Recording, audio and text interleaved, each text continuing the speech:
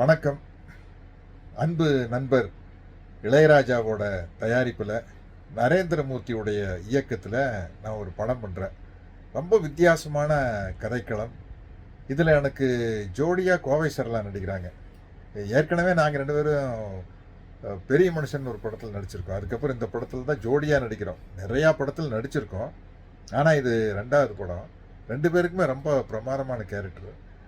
எங்களோட வெற்றி நடிக்கிறாரு. நல்லா வளர்ந்து வரும் ஒரு இளம் கதாநாயகன் அவர். அதே மாதிரி எம்எஸ் பாஸ்கர் பல வெரைட்டியான கேரக்டர் பண்ணி அசத்திட்டு இருக்காரு.